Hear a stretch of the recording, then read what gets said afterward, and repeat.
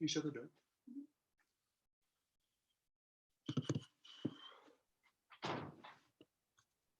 Okay, just want to welcome everybody to the USA Hockey webinar series presented by Pure Hockey and BioSteel. We have a couple of great guests on today. Our U.S. National Team Development Program Director of Sports Science, Brian Galivan, and two of his right-hand man people, Will Morlock and Juan Gonzalez. I want to remind everybody that if you have any questions, please put it in the Q&A, and Will and Juan will be kind of answering those questions as Brian goes along. And then on YouTube, if you are watching, you can put it on the YouTube chat box, and we will try to answer on that as well. So really excited to have Brian. Brian is in his first year with the U.S. National Team Development Program. And, you know, just by talking with all of the coaches there has really kind of opened a lot of eyes on really the sciencey part. And with his background coming from Chicago, Brian is a hockey coach, played hockey, and really excited for him to dive into this at-home training. And we're going to have a lot of this stuff on our usahockey.com/dryland page. So you'll be able to check it out there. So Brian, the shows are yours. I'm going to stop my share, and then you can share. Okay. Thanks a lot, Dave. Appreciate it. Yeah, just a quick background on myself and my team here. We own a small company in Chicago called GVM Performance, and we got into off-season training about 12 years ago. My brother and I, selfishly, to help him make money while he was playing hockey in the minors, and it just kind of snowballed for us. And we really have dove into athletic development in the last five, 6 years. We work with a lot of AA programs, a lot of AA level athletes from mite all the way to pro. Actually, a quick thanks to Kent Allen, hockey director in Illinois, if he's on here. He was kind of the driving force for us to kind of put these programs that we're going to go over today together. I think the day after the COVID hit and everything got shut down, he was immediately emailing for programs. So our first kind of template was made for them and sent to him. And then it just kind of sparked the idea to maybe put something together a little more comprehensive to help families. So from there, I'm going to share my screen here. All right. And let's go share screen. All right. All right, are we good or no? Yep. We're good? Okay. Yep. All right, so let me slide back up. So first slide here is an additional information sheet. And when we started putting the programming together, we kind of realized, you know, people need to kind of know how to read our workout sheets, supplementary exercises, dynamic warm-up exercises, and progressions and regressions for exercises. And one of the problems I'm sure a lot of you are having, and a lot of problems we've been getting, is just lack of equipment and people being stuck at home. So that's kind of why we put this together. And I'm not going to spend too much time on here, because once you have access to these, everything blue is hyperlinked. So there's a video on here how to read the workout sheets from 8 to 12, a video for 13 and up, because from 13 and up they're pretty much all the same. An introduction to tempos and an emphasis on technique and quality over quantity. We're very big with that. And throughout the workout sheets, you're going to see hip activation series that we use body weight for, but we wanted to put a supplement in there to that for mini bands. So like I said, everything on here is hyperlinked. So hopefully that's helpful for you guys. So the first sheet here is 8 to 12 years old. The dynamic warm-up is a full dynamic warm-up. And we actually got an email with someone asking, saying that this is the wrong warm-up, because if you go to the additional information sheet, there's a kid's version. That is not correct. This is the correct warm-up. And I think one of the proven things in fitness that works is just move. And that's what dynamic warm-up is. And I think even for little kids from 8 years old all the way to pros, it's pretty much the same format and the same template. It's just trying to follow an order. I think the difference you see with my younger players to older players is them doing the exercises with more intent. But I think following this warm up, even if your 8 to 12-year-olds do it, because the tough thing with that age is the athleticism is so different. And we've been running these workouts through our Instagram, and I have a 9-year-old that's pretty advanced, and I have a 12-year-old out there.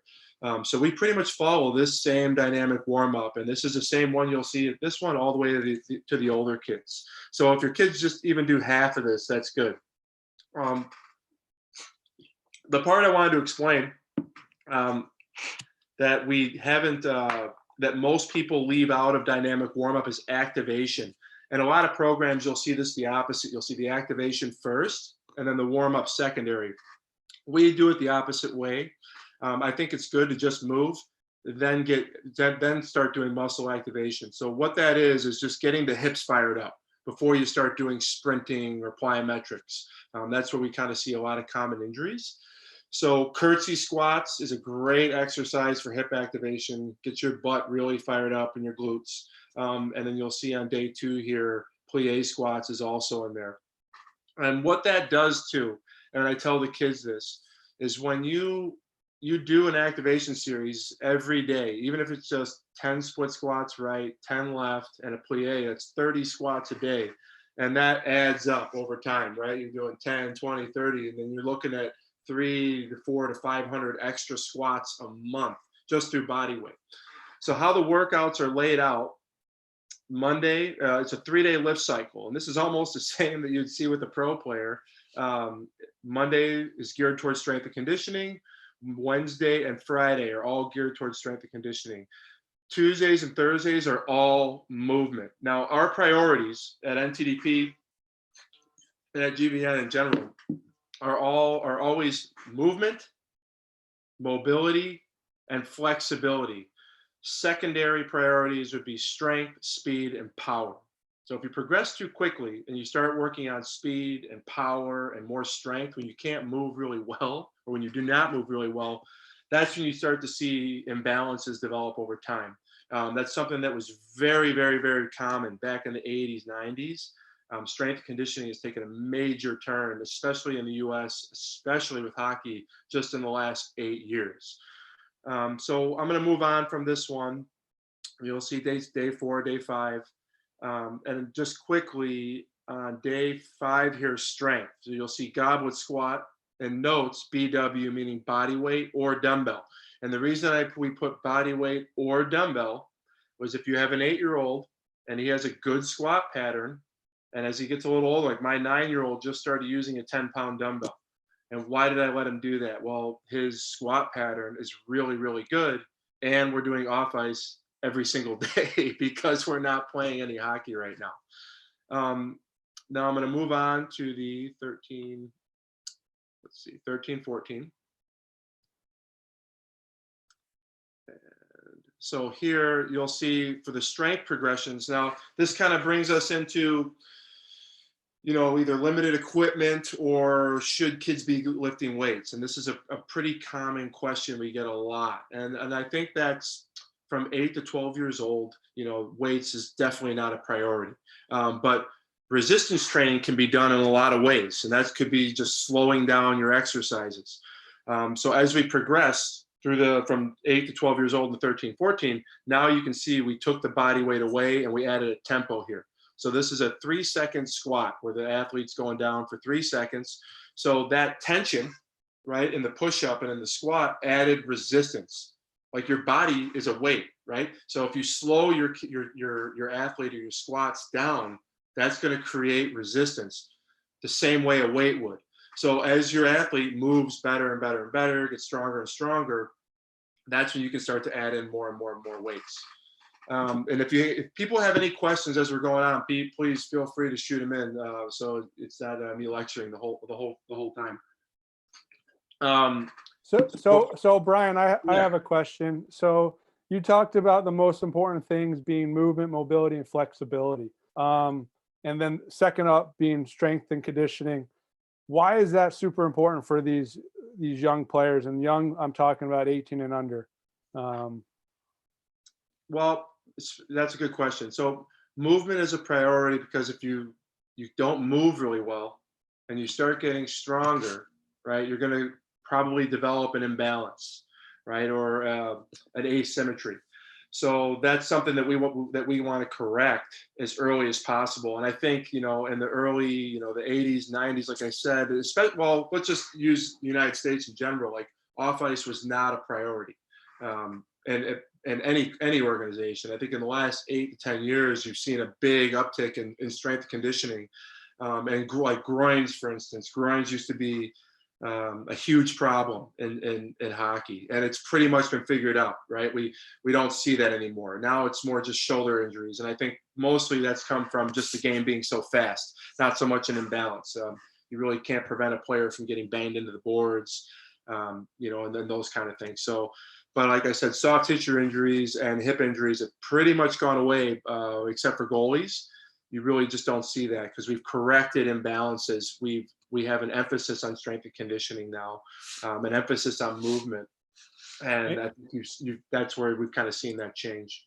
and I know in the past we've had Dean Creelars in or talking on the webinar about physical literacy and the importance of starting kids early and making sure that we continue, because that's an important part, because their studies have shown if they're not able to move, they're actually more prone to actually concussions and other things because they're not able to physically get out of situations coming. So I think that's important to know.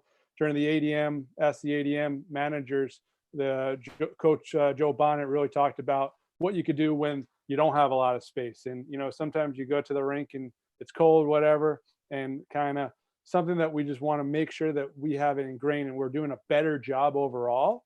However, I think we can even continue to get even better, because the better athletes, the, the better we make our athletes who are our hockey players, the better they're going to perform on the ice. And unfortunately, they're taking away PE and all this other stuff. And I think this is a great start, and why that movement, mobility, and flexibility is so important, because those are those building blocks that will help get them strong, get them ready. So sorry, keep on No, going. Brian. no, that's great. Yeah, absolutely. I mean, the reality here too is like this is unprecedented. What's going on? We've never had this much time off the ice, and you're right. Kids aren't playing multiple sports anymore, and I don't know if that's good or bad. I kind of think it's just kind of the evolution of society and what's going on.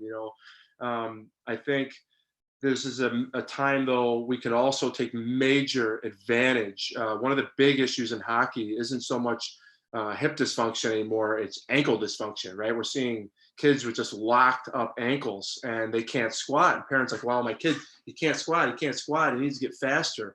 Well, they're skating all year round, the boots are getting so strong and so supportive that your kids are losing ankle mobility. Brian Kane, Prodigy Hockey, he's a huge advocate of kids not lacing up that top hole and keeping them really loose so those ankles can get strong. I do that with my kids, and I see a major difference in how they run. And that all the way up to the NTDP players, like we've never had this much time off the ice before. We were doing a mobility session via Zoom yesterday, and a couple guys we have that have hip problems are looking really, really, really good. So that's kind of a side effect of this whole scenario. This is how hockey used to be. My brothers and I, we joke, we have all this training now. Everybody has a trainer. We threw rocks at each other and ran hills and went to the park and played roller hockey and wrestled and did those kind of things. And you are seeing less of that, especially in the cities, big cities. So, yeah, that's a little bit on a tangent. Juan and Will are supposed to stop me when I do that. But we'll move on here. So one thing you can see in the workouts too, we put a lot, that's why I said movement a priority. Every day there's movement. Every day you have sprints. Every day you have plyos. And I think that's just super, super important. We're really big with the speed ladder. I think that's great for not just building athleticism, but getting those ankles moving and building up ankle strength. A speed ladder is a great tool for that. And as we progress on here to let me move this over to the 13, 14 workouts, you can see now you're seeing more and more loaded exercises. Okay, so the squats are getting a little more, the tempos are getting a little more aggressive. That's the little number on the side there, the 300. And a little, the sets are getting higher. With the kids, we usually keep the sets a little bit lower in that 3 range, especially the strength portion. And you can see the progression, right? From the 8 to 12, the strength portion is about 10 minutes, and there's more emphasis. And that starts to shift as these kids get older and older. And I'm just going to scroll past the 15 and up to the full equipment. A lot of people ask why we use bilateral exercises, and because there's a lot of trainers out there that's everything single leg, single leg, single leg. And I think that's kind of silly. I think we need to do both. You cannot produce, there's no exercises out there that produce more force than bilateral exercises. That means like a hex bar deadlift, a squat, a barbell squat, a safety squat. We are, especially at the program with my high school players, we are getting more and more away from spinal loading. We're using safety bars now. We don't really back squat anymore just because kids' shoulders are so internally rotated. But I'm a believer in those exercises. So you can see in our program, it's definitely 3-to-1 lower body to upper body for all ages, 3-to-1 posterior to anterior, the back to the front of your body, and probably 2-to-1 single leg exercises, 2 double leg exercises. So, and then we also threw in a parent program, which is down here. Because the parents are the ones, and I have 2 kids now, that pay for all this stuff, so they should get something too. And I thought this would be cool because my kids and I, we're together a lot now, and we tried to lay the workout out the same. So that way the parents could maybe do these with their kids. The only thing I would supplement on here for parents and any of the kids, there's not a lot of pulling. We stayed away from, we went with limited equipment. So there's not a lot of rowing. And I know people are doing lots and lots of push-ups now. There's all these push-up challenges. We're all on Zoom and where our shoulders are all internally rotated. Yeah, right, right? The only thing I would ask people when you do these, if you have access to a TRX or bands, just to add in more pulls. And that would be the same for the parents as for the kids. We also put in, let me scroll back up to the 15. From 15 and up, we put in position-specific conditioning. Now, all positions are different. And one thing at NTDP in the last year, we've created a sports science department. And I want to touch on that because people ask what that is. And, strength and conditioning is one piece of that puzzle of a sports science department. We do data collection, so we use wearable technology. We're also using force plates, so we're measuring things. So that all those components together create a sports science department. And why we've had success with that is it was a cultural buy-in from our coaching staff, our strength and conditioning department, and working together and we were able to implement the things we wanted to do. And because we did that, we saw some very interesting things when it comes to energy systems. And one of those is Goalies. And, there's this big knock about Goalies being weird. And I don't think that's the case at all. I think one of the things we've been doing with Goalies is training them wrong across the board. Now, it's no secret, hip surgeries are at an all-time high. And that's because of the butterfly. I think that's because of the sport being so fast. There's so much up and down. But one thing I noticed, and we measure heart rate and we measure heart rate variability. With our 17 goalies, I was noticing their heart rates just through the roof. And this is like during the national anthem. I noticed it when the play wasn't in their zone at all. And I think part of that is the position is more like similar to like an MMA fighter or a boxer, because they're out there the whole time, but we treat them the same in a lot of ways. And I think that's something as the next couple of years go on, we're really going to address and change. But one thing we did with our 17 team is we brought in a third goalie to practice. And people ask all the time, what's different at the program? And I think opposed to other teams, and I think what the main difference is we practice really hard. I know everybody's watching the Michael Jordan segment right now, and Michael Jordan said he would attack practice, and that is definitely what we do. I think games are kind of the easy part for us, and our goalies suffer from that. We assault our goalies, and with our 17 team, when we brought in a third goalie, it really changed their workouts and them getting a lot more out of it, because we back our workout sessions up to practice a lot of times. So Juan actually the last couple of years has put a lot of time into energy systems, and he wrote out these conditioning plans. So Juan, do you want to touch on these at all? Yeah, can you guys hear me? Yep. Cool. Yeah, so um, a couple of the goals behind the programs, we looked at it from a general versus specific standpoint, and thinking of things being very general and not like the sport, which you guys would think of a 5 mile run or a swim, which has nothing to do with the sport. And then something on the other end of the continuum would be something so specific that it looks just like the game. So that could be a game, hockey practice, doing certain conditioning drills on the ice with your skates. We decided to keep things more on the continuum of having things be a little bit more specific towards hockey, but at the same time, making it feasible for all the athletes to do at home, on a bike in an open space. So the rationale behind the workout was to make it look more so like the sport. That being said, it's a lot of short sprints, intervals, doing 10, 15, 20 sets of intervals where those are the demands that the athletes are going to encounter more on the ice versus something that's non-specific, like a 3 mile, 4 mile, 5 mile run, if that makes sense. Yeah, it's perfect. And I think one of the things he added in here too was like defensemen running forward and backwards. One thing I would say to parents or coaches that are looking at these workouts, conditioning a lot of times is we've been very go as hard as you absolutely can. I don't want to tell you to not go as hard as you can. You definitely want to do that, but you want quality. You want quality repetitions. You don't want your athlete running so hard they're going to hurt themselves. And most of these hockey players can't run very well anyway. So I would still emphasize quality. Don't bury your athletes. These conditioning plans are geared a little more towards shift length and specific to hockey. I think there's still a place for long runs and long type of conditioning, but this is geared more towards shifts in hockey. That's why we put goalies, defense, and forwards. So if there's not any questions on the workouts, I think we'll slide on from here unless you got Hey, some. Brian, I got a question. So on the 8 to 12, it has 5 days a week. And I know that, as the youth athlete who's playing for fun, they might not be doing 5 days a week. Can you just tell us why and the reason behind having just the 5 different workouts?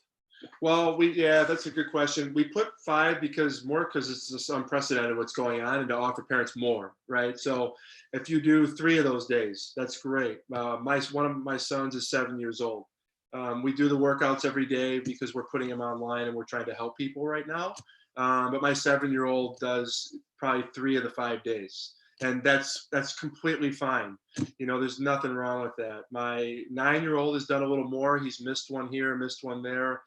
And like I said in the very beginning, there's no proven, or the one proven thing in fitness is just move, do something every day.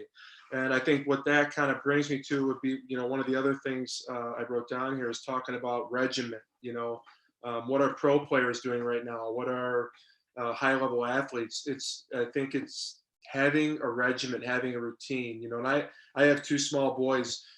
I can teach someone how to run faster and jump higher, but math has been very difficult, and I've had to put some time into that. And when this all happened, and hockey specifically, it's a very culture driven sport. It's a very family driven sport. And, if you play hockey, it's a family commitment. It's a lot of time. And like most of my son's friends are from his hockey team, not from his school. And he's a travel player.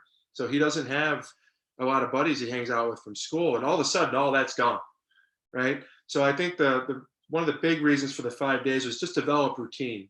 Like our new routine is, we wake up a little bit later. We're not super tight on the schedule of school, but we're on our desks by 10 o'clock. We do the school for 2 hours, and then we go outside. We're doing the off ice at 1. but some days my little guys just rollerblades around, and that's completely fine. But I think routine is huge, and it helps us mentally. This was tough for me personally. You know, I lost the gym, and that's something that's very dear to me. I don't go to work. I go to the gym every day, and I get to work with you know, some great trainers. I get to work with you know, 46 of the best players in the country every day, and it was just taken away, and that was really hard. And I've had good days, bad days with that mentally, but the days I notice that are bad, I fall off the routine, and that's the biggest driving factor behind these programs, is to try to help people get some sort of routine and something to put into it. You know, what do you do if you don't? I'm lucky, I know what to do. I can go in my garage and just do it, you know. But what, not everybody has that, you know, like people with desk jobs and you know, and those kind of things. So that was the biggest driving force behind that, was just to help people get a routine. But no, you don't need to do every day. I will say this, my 9-year-old is doing this every day, and he can't hear me, which is good, but he's looking really, really good. I'm letting him even hold some weights here and there. So it's been pretty cool side thing that's happened, because he's never done this kind of off ice before.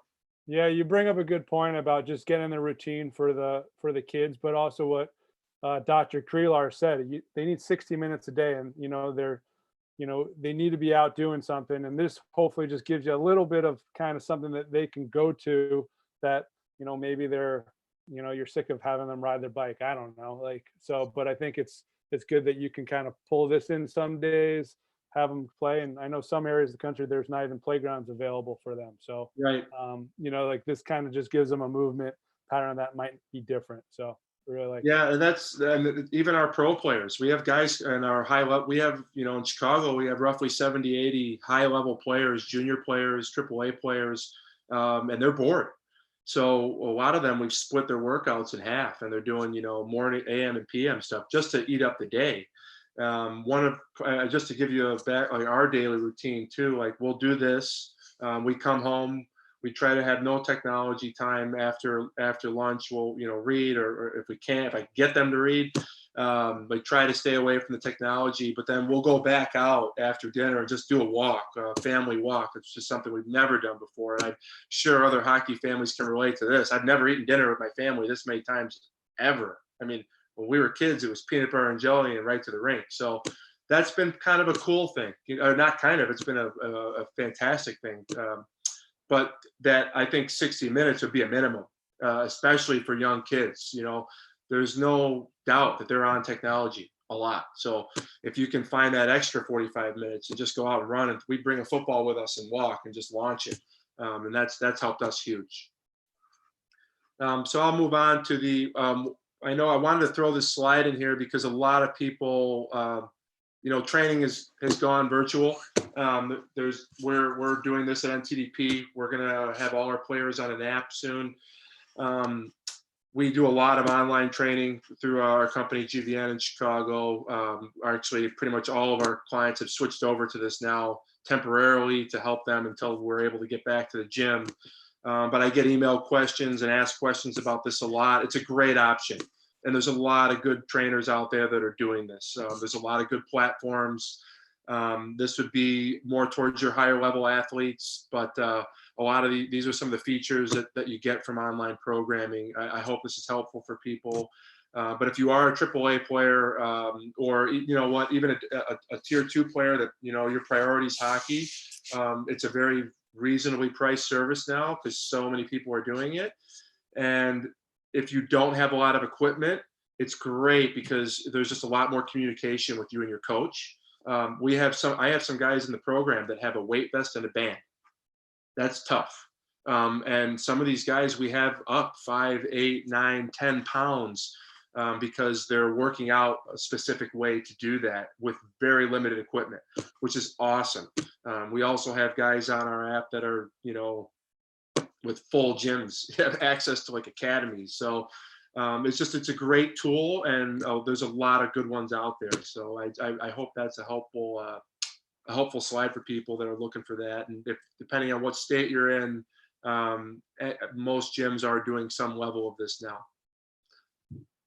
So I'm going to move on to nutrition here. So Sports science. My job at NTDP when I was hired, number one was strength and conditioning, strength and conditioning was a piece of that.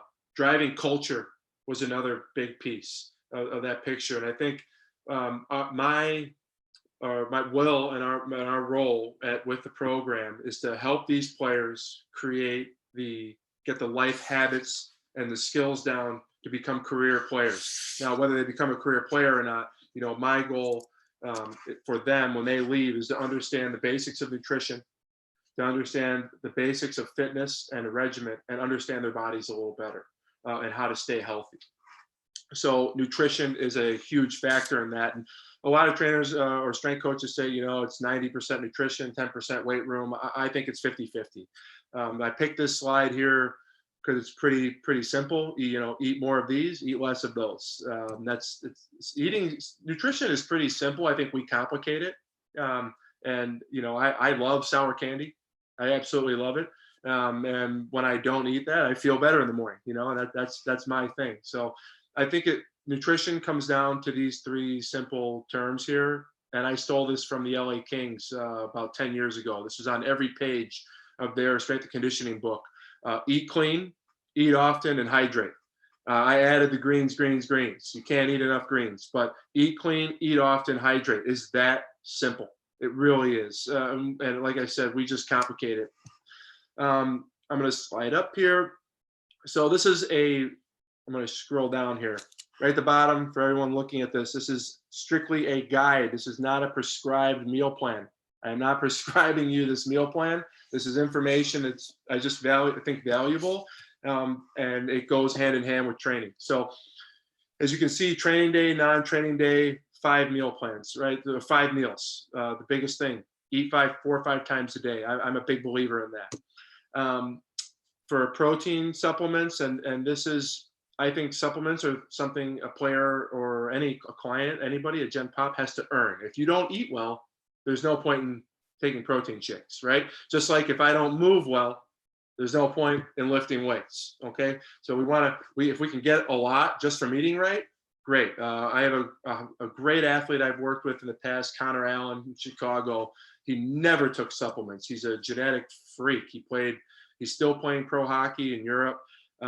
He just started doing protein shakes and vitamin supplements, and now he's 30 years old. So he's been pretty good with nutrition, but I have other guys that don't do that. We picked BioSteel. We have a relationship with them through USA Hockey, so I put their supplements on here. The non-whey would be a non-weight gain. Just what that really means is there's no sugar, there's no carbohydrates in it. It's just straight up protein and amino acids. The recovery is more of a weight gain type of protein. They have a vegan protein and a green supplement. I'm a big believer in greens. I don't think we get enough greens. It's hard to eat enough greens. So green supplements are a good thing to add if you still eat greens. The hydration mix down here, this is something we get asked about a lot from parents. Should my kids drink this? Well, my question to all the parents and coaches, do you let your kids drink Gatorade? And 100% you do. I know because I do, because it tastes good. I drink it. My kids drink it. It's in every vending machine around. But if you look at the back of the Gatorade bottle, there's lots and lots of words that you can't read because they're huge and complicated. There's a lot of chemicals in Gatorade. There's a lot of chemicals in drinks that are pre-made anyway. So what I like with BioSteel, it's a very, very natural product. It has a vitamin B, it has amino acids and electrolytes, your 5 essential electrolytes. So it is a good product. I let my kids drink it. There's a scooper in there. My kids, when I make a bottle, it's about this size. This is about a 24-ounce bottle. For my kid, I would put a half a scoop in there. And I think there's nothing wrong with that. It's like I said, it's the same, very, very, very similar to a Gatorade, except it has amino acids in it, which you need for fuel. We'll move on from there. This is my favorite slide that I go over with the NTDP players. These are game day guidelines. I actually got these from Cal Dietz, University of Minnesota. Really, really smart guy. He does the same thing his players do. And again, this comes down to routine, right? So if you're working out, you have a workout routine, you want some sort of nutritional regimen. So this would be kind of your guidelines. This is geared more towards a game day. but this would be relative to your workout time as well. Protein in the morning, balanced meals, fewer fats before games. Fats break down slower, so you wouldn't want to eat like a big avocado right before you work out, or a whole bunch of nuts. 4 to 6 hours before games, warm meals. I'm a lot of universities, I know Wisconsin, Michigan, they're giving guys stews and softer foods because they digest a little easier before games. Smaller snacks before games, or an hour and a half before a game, just kind of keep it light. And I think that's different for different athletes. One of my sons loves to eat right before he plays. He has no problem with it. My other boy doesn't like to do that. So that's different depending on your athlete. Post game, have a big meal, eat slow. And then this is my favorite part of this speech. And usually, I like I said, I'm giving this to big groups in a room. It's kind of strange doing that here. And I know this is a lot of coaches, but staying up late, scrolling and playing video games. Now, I want to touch on that because this is important. And this is something that I'm officially an old man, right? My kids didn't have to do this kind of thing, like my dad would always say, but we didn't grow up with these, my generation, right? We did not have cell phones, so we didn't have all the social media. So we played more, we moved more, we did more. And what happens with the cell phones and social media, and we all have it, right? We're all on it. My business is on here. My communication with my team is on here. I'm on this all the time. And when we're on these phones and our kids are going on social media, and there's studies about this. If anyone has questions, you can email me and we can discuss it with more length. But when your kid goes on Facebook, or Instagram is the big one right now, right? All the NTDP players are on there and they post something and they get a like. And you look at it and you're like, oh, someone likes me, right? And it feels good. And then you look at it again a little bit later and you see more likes and more likes. What's happening when you do that is your brain is releasing a little bit of dopamine, which is affecting our serotonin, which is affecting how we feel, right? And we're getting this generation that's come up with cell phones, they're getting unnatural amounts of releases of dopamine all day long. And it is 100% affecting the way they feel, the way they handle adversity, the way they sleep, the way they balance their emotions. So one of my jobs at the program, is we work on fitness, strength and conditioning, nutrition, and mental health. And I think getting away from the cell phones, and I'm not trying to take your kid's cell phone away. I'm not trying to take their technology away. But I've so many times I go in rinks and I see kids on iPads. Get off the iPad. I don't bring it to the rink and your kid can't go on it. And I think it's just limiting the time we're on there. My wife, we got rid of cable a year ago and we have it again now that we're in Michigan. But when she got rid of cable, so I downloaded Netflix on my phone and I started watching shows at night on my phone. So I do it. Everybody does it. And I was having bad sleep and I was having dreams about what I was watching. So the point of that is this is new. It's a new with these athletes. And I think where it's really relevant is with your higher level athletes that are working out 2-3 times a day and they're getting an endorphin release and that feels good. And now we're on the cell phone and we're looking at our Instagram and all our people liking our pictures and that feels good. But one day that's going to be over and you're not going to be playing sports as much. And I've helped players go through retirement and I've seen good and I've seen a lot of bad. And the bad is always when it comes to regimen. And I know I'm not going to get too into this, but I know mental health is a big topic conversation, especially with pro athletes. And I would challenge a lot of people out there to, before you start attacking the game and attacking the sport about, all the things that are wrong, maybe look at the lifestyle part first and our regimen and our routines and how much time we're spending on social media, because I think it's a big, big factor in our development. So Brian, that reminds me of something that I heard when Austin Matthews was at the NTDP and how he would, so he's from Phoenix, player and one of the best players in the world right now. And at the NTDP, he knew how much sleep and that was important for him and for his development. So he would give his phone to his billet mom or dad, and then he would not have any calls at a certain time, because one thing that at the NTDP, there's a lot of schoolwork. There's a lot of work, both physically and mentally for them.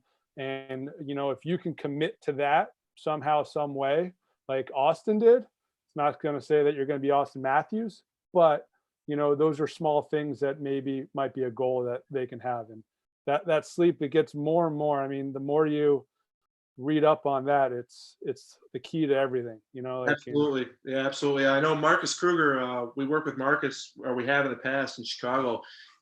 He doesn't sleep with his phone within like 200 feet of his bed. So, guys are really into this now, and it does change it. And, I learned this, I believe more people need to know what we do and how we do it, the program. And one of the things for the cell phones is we have a bag. And when you come in the building, your phone goes in that bag. You do not have that bag while you're in that phone while you're in the building, period. We bring it on the road. We have at the hotel, we have a technology check-in. They have to check in at like 9 o'clock usually, or maybe a little earlier, depending on the game. They have to turn in their cell phone, computer, iPads, no technology, and they go in their rooms and they talk to each other and socialize and go to bed.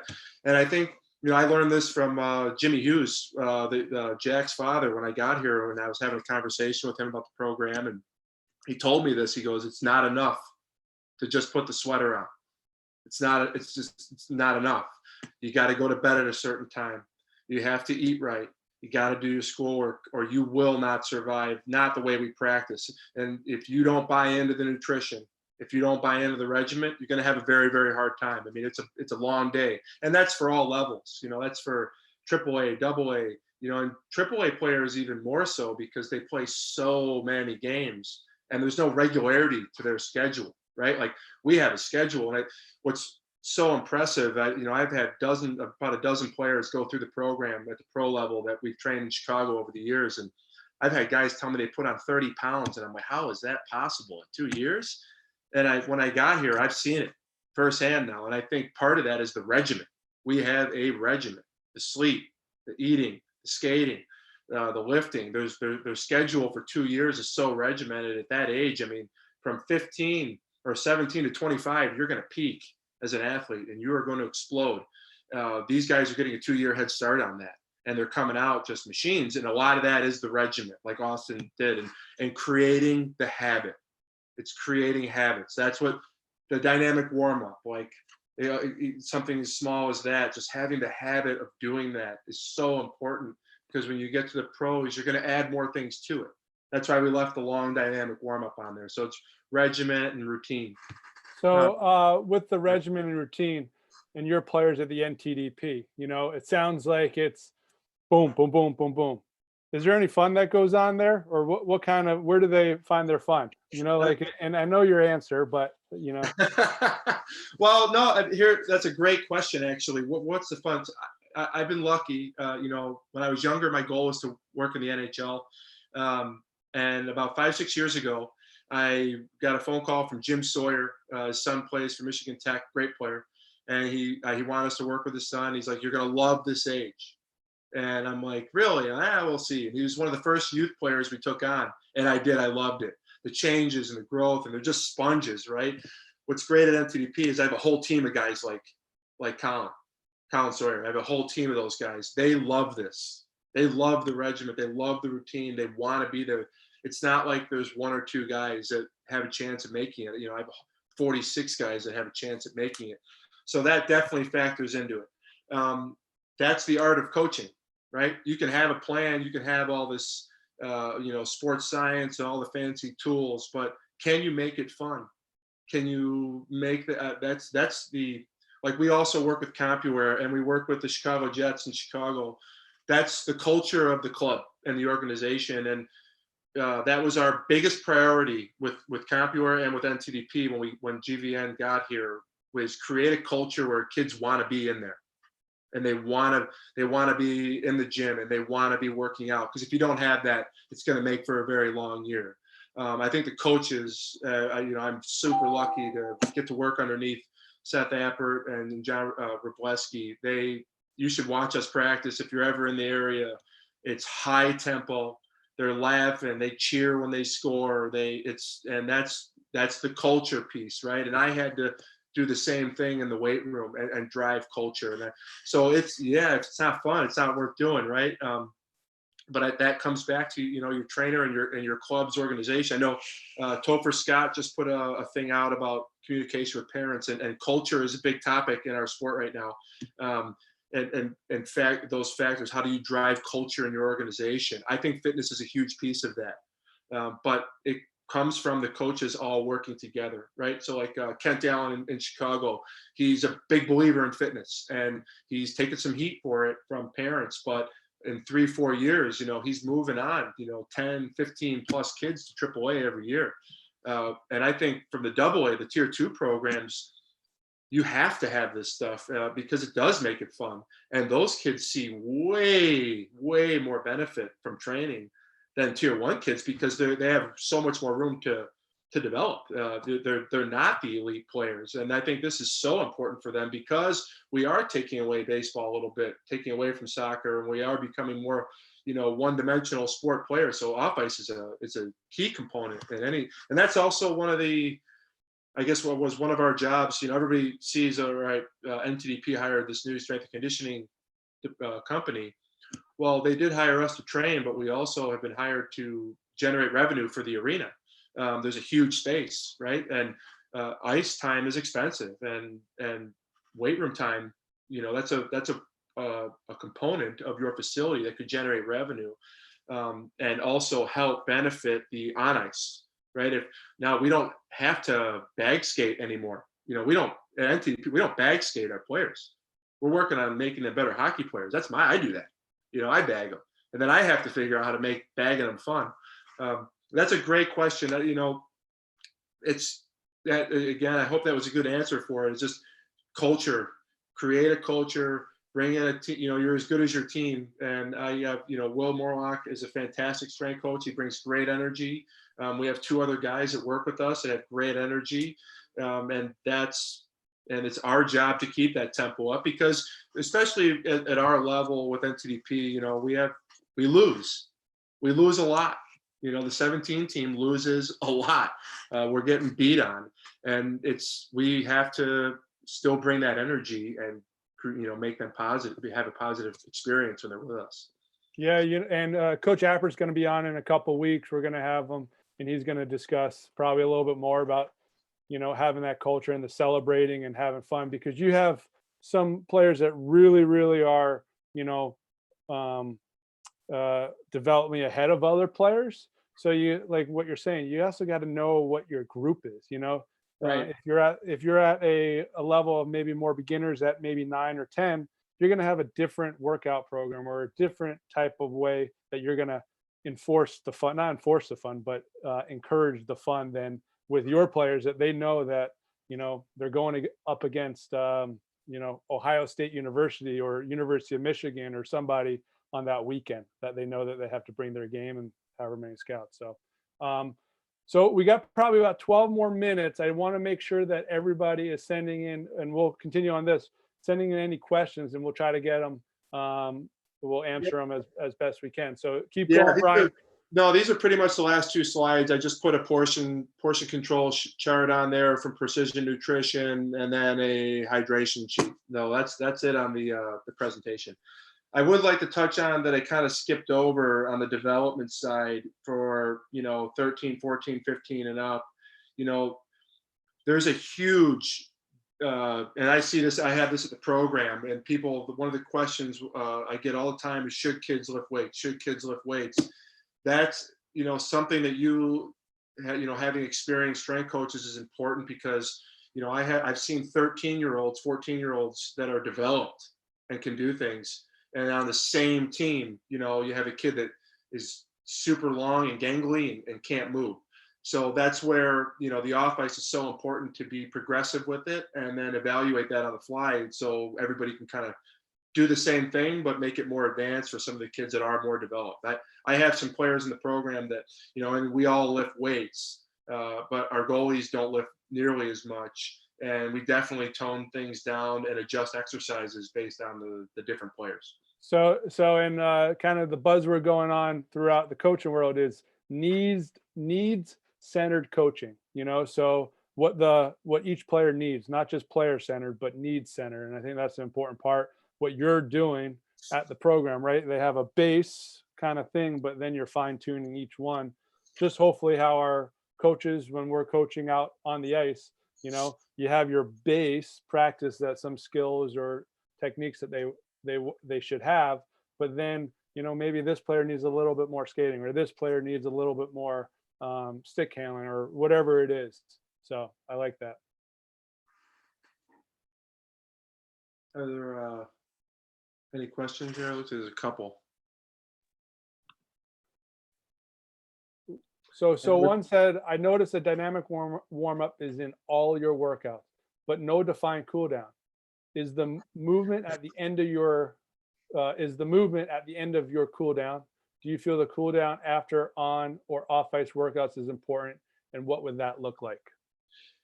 Yeah, that's a really good question. And you know what? To be completely honest, we kind of threw all this together, and I did notice that recently we didn't put specific, static stretching routines and mobility in there. We probably should have put some of that in there. Maybe that's something we can send out and put together. We wanted to just get something out to people, but no, yeah, you absolutely need to cool down. That's different for everybody. We do it post game. We usually do a little bit of mobility work. It's usually the hips and the shoulders, a little bit of ankle work, and then static stretching. I think as long as you always warm up properly, that the dynamic warm up could also be used as a cool down and going through maybe not the movement prep part of it, but the actual stretches and just moving around and slowing it down. But that was a great question. Definitely static stretching, and we'll get something together for you and sent out too. And just a reminder, all of these workouts are actually on our usahockey.com/dryland. So you'll be able to get all these workouts. Nutrition will find a spot for that. And then once you get that updated, we'll put that right back on that Dryland page for anybody to watch. Another question from our friend in Norway. He says, when we finally do get back on the ice, how do these workouts translate to in-season plan? That's a good question. This would be more of like your phase one for the summer. If you're an older, more experienced player, you definitely want to progress these workouts, maybe increasing the tempos, making the lifting part a little harder, maybe adding more isometrics. And then, so typically how we train in the off season is we have a corrective phase, get them back to neutral. We have a performance phase where we increase strength and power and speed, and then we'll peak the athletes right before their camp. So what I would suggest to you, especially since the depending on what league you're going to, I know like the NHL is most likely going to do something, right? Those guys are going to have another camp again. So usually we taper off and wait, and we get more into speed specific movements or hockey specific movements and work on being really, really fast. So I would start to taper off the strength section as you get like 3 weeks away from camp, and just work on being really, really fast. So another question is bringing back up the goalies.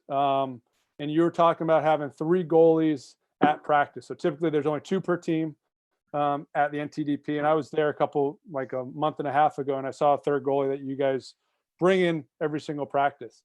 And knowing the injury significance on the hit for the goalies, is there like a butterfly count or anything that you kind of have, or is it kind of how they feel? What do you?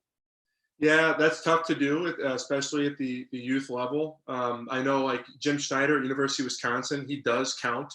He has a count. I'm not exactly sure how he's doing it, but they count every time their guys go up and down.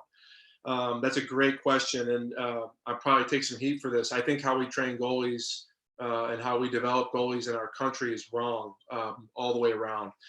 The problem is it's a cult. What I think we are. I'm looking. And I'm going to work on this in the next year or 2, and then put some literature out about it. But I think it's going to be a cultural change, and I don't know if that'll happen. I definitely think at the younger level we should be having 2 goalies. I think they should be splitting time all the way up. That's my personal opinion right now, and I will back that up. Whoever asks that in the next couple of years with data. When we brought in a third goalie to our 17 practice, there was a dramatic change in those kids' training and their personalities and how they, oh, well, they're weird. No, they're not weird. They're tired, right? They're carb depleted. They're out there. Their heart rates are through the roof the whole practice. And then you have some goalies that can't mentally handle it, the position as well. They get scored on, they get down. Well, pull them. Like put the other guy in. Russia and at the U17 challenge last year, they were changing their goalies out in the preliminary rounds. I don't know, they were doing that to, there's definitely strategy behind that.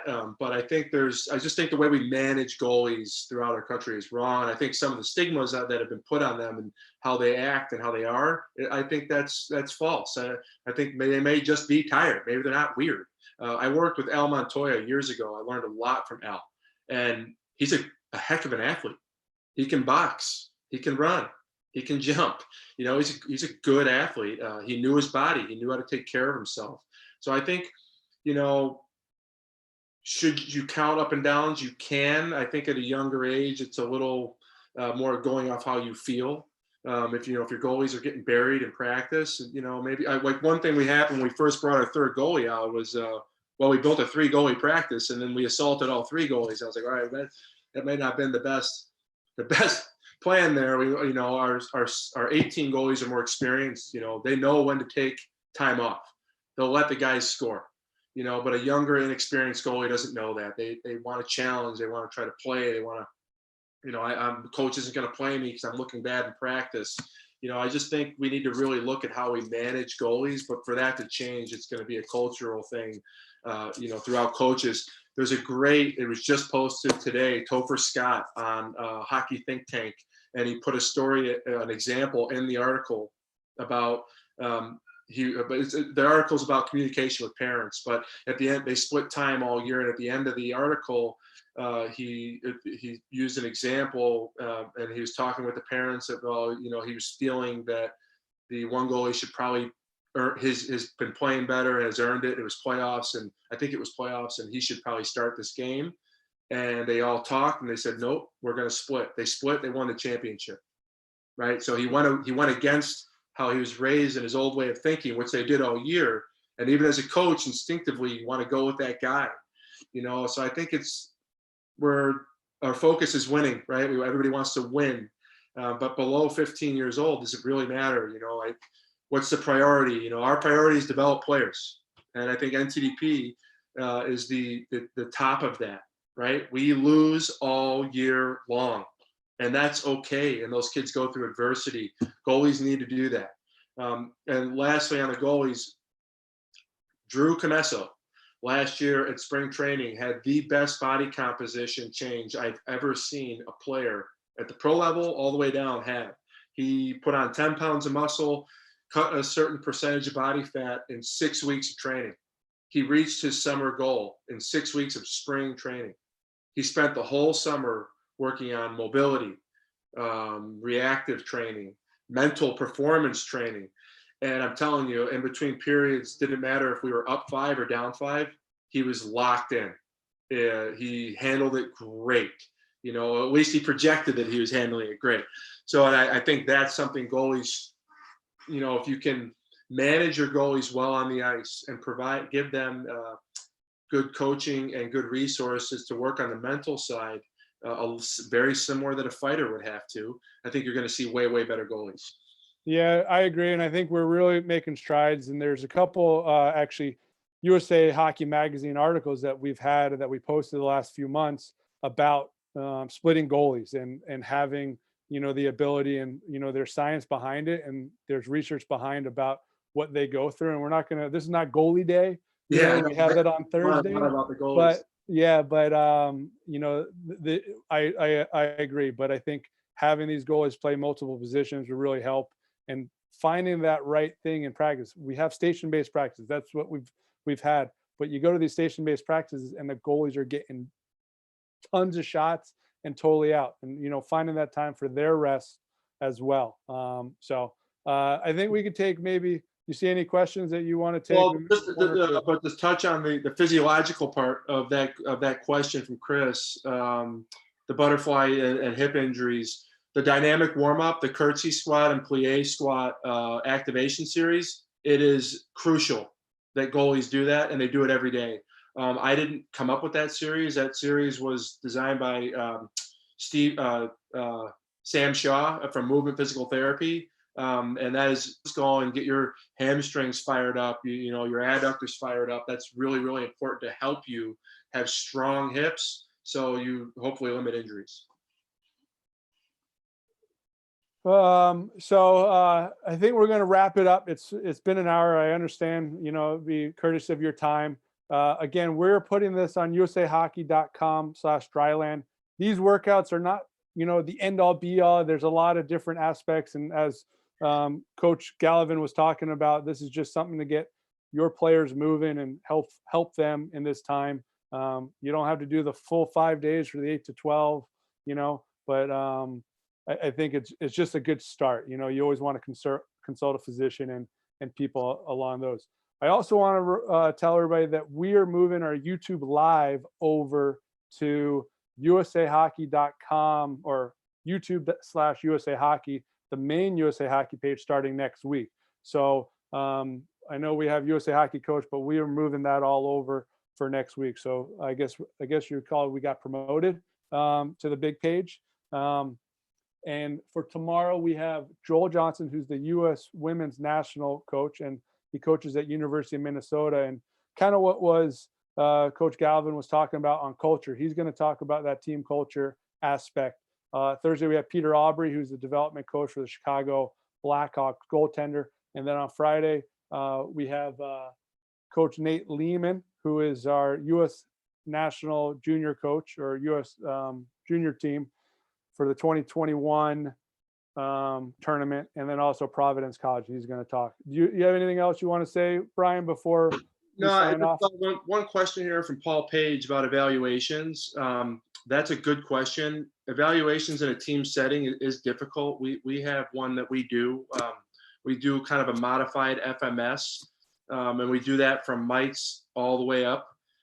Just kind of give really what you're looking for in those team. You need someone good to do it that can come up with something like that. But what we're really looking for in those evals in a team setting are, you know, big red flags. Maybe a couple kids that just are in really bad shape or have a really bad squat pattern, so you don't put them in any compromising situations. But I always tell all my coaches, and this would be something you tell your coaches, really watch the dynamic warm-up. You can learn a lot from your players moving through dynamic warm-ups and seeing how they move. And we come up with a lot of routines and regimens based on what we're seeing in the first month of training. I hope that was a good answer. That's a really good question. Yeah, and Paul and anybody else, Dr. Dean Kreelar also touched a little bit on kind of the FMS and all of that a couple of weeks ago, and he'll be back on May 6th, on Wednesday, May 6th, to do a little bit more practical on the physical literacy piece. So I think that will be a good addition to what Coach Galivan's talking about now and going from there. So without further ado, we really thank everybody for joining us, and we will see you tomorrow at 3:30 with Coach Joel Johnson. Thank you, Brian. Thank you, Juan. Thank you, Will. Stay safe, stay healthy.